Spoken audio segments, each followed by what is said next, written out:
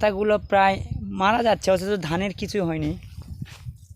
দেখেন পাতাগুলো মারা যাচ্ছে, আসলে এটা কী রোগ তো জানা যাচ্ছে।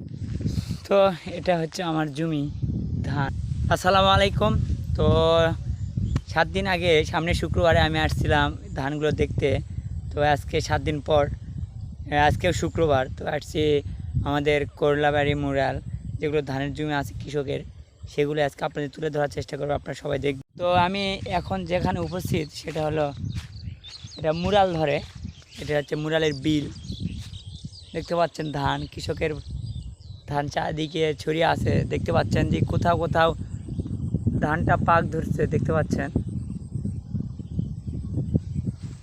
তো সামনে একটা ধানের জমি আছে কৃষকের, তো এটা পাক ধরে গেছে, দেখতে পাচ্ছেন। তো কোথাও কোথাও ধানগুলোর পাতা মানে মারা যাচ্ছে।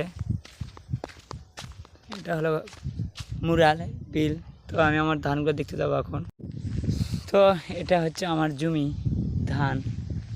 তো এখানে আসে দেখেন কি হয়েছে, যে সামনেকার কিছু ধান, মানে ধান না, তো ধানের আপনার পাতাগুলো মারা যাচ্ছে, জানি না এটা কী রোগ।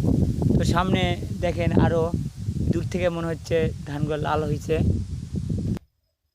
এই যে দেখুন, আর একটা কৃষকের ধান, পাতাগুলো প্রায় মারা যাচ্ছে, অথচ ধানের কিছুই হয়নি।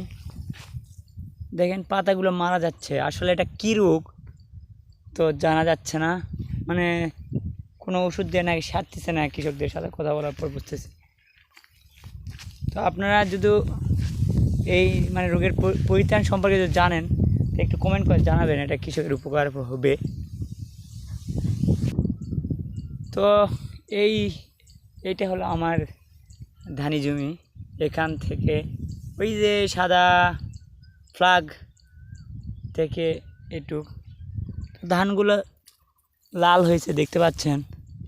আল্লাহর রহমতে ধানগুলো ভালোই আছে, কিন্তু আমার এই জমির পাশে এই ধান হওয়ার কারণে আমার কিছু কিছু ধানের জমিতে আক্রমণ দেখা দিছে। আসলে বুঝতেছি না এগুলো কেমন রোগ।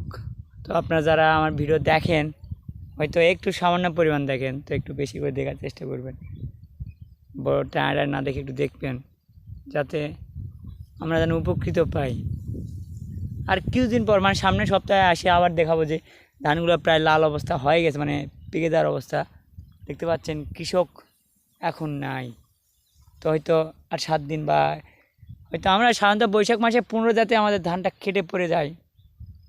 আর এই ধানের কী অবস্থা হবে বলা যাচ্ছে না।